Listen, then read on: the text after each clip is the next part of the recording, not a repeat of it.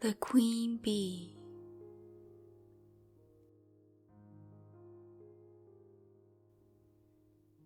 Two king's sons, once upon a time, went into the world to seek their fortunes.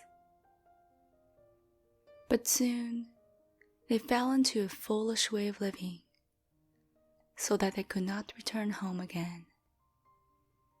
Then their brother, who was a little, insignificant dwarf, went out to seek for his brothers. But when he had found them, they only laughed at him. To think that he, who was so young and simple, should try to travel through the world, when they, who were much wiser, had been unable to get on. However, they all set out on their journey together, and came at last to an anthill.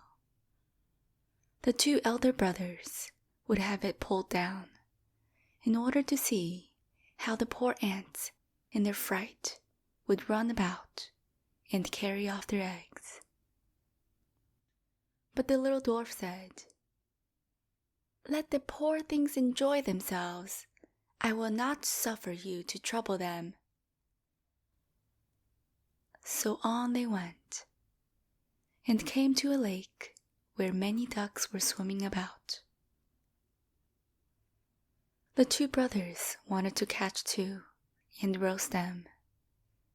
But the dwarf said, "Let the poor things enjoy themselves. You shall not kill them."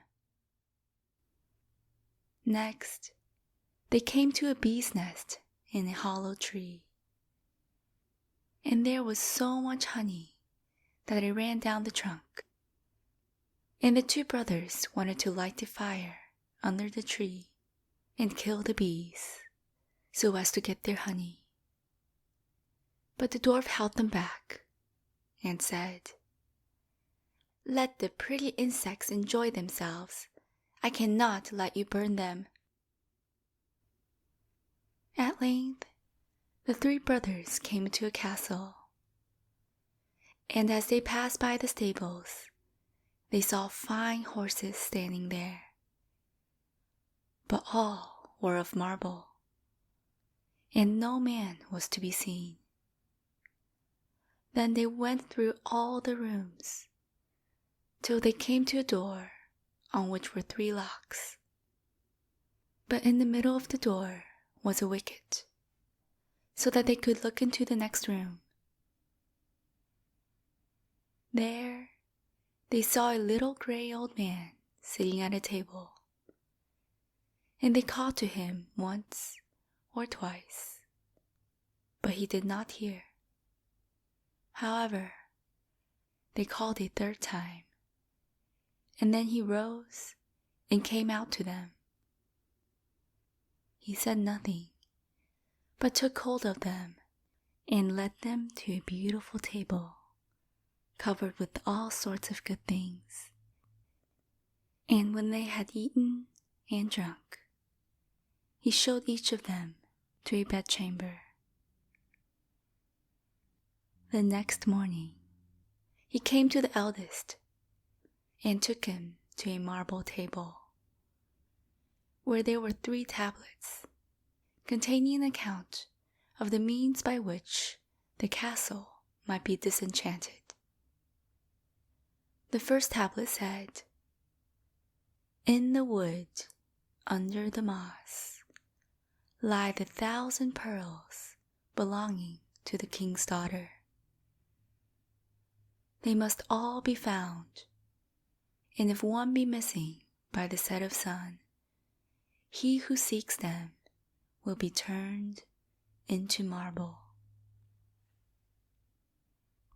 The eldest brother set out and sought for the pearls the whole day. But the evening came, and he had not found the first 100. So he was turned into stone, as the tablet had foretold.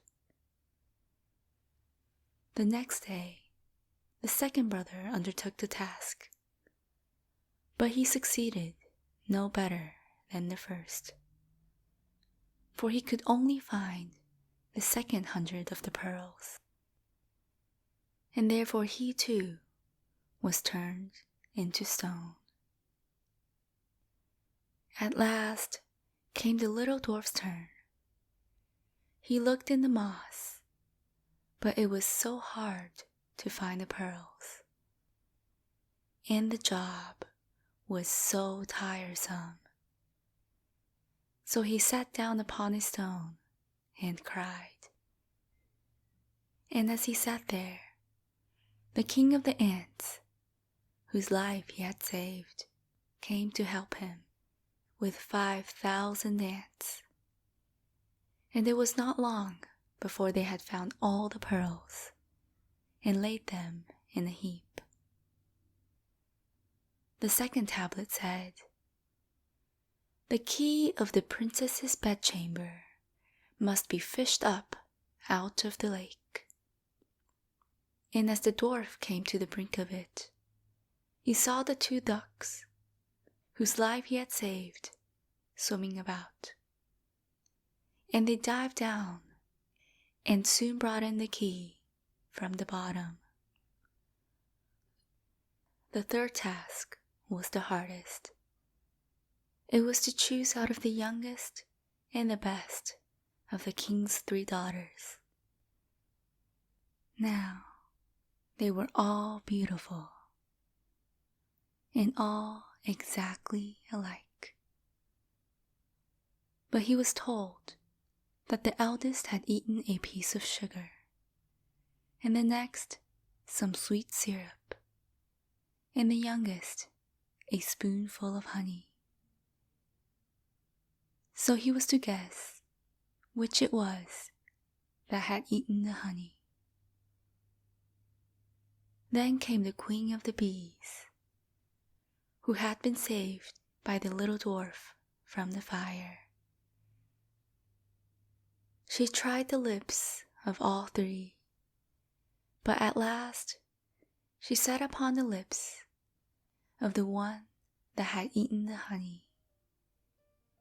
And so the dwarf knew which was the youngest. Thus the spell was broken, and all who had turned into stones awoke and took their proper forms. And the dwarf married the youngest and the best of the princesses, and was king after her father's death. But his 2 brothers married the 2 other sisters,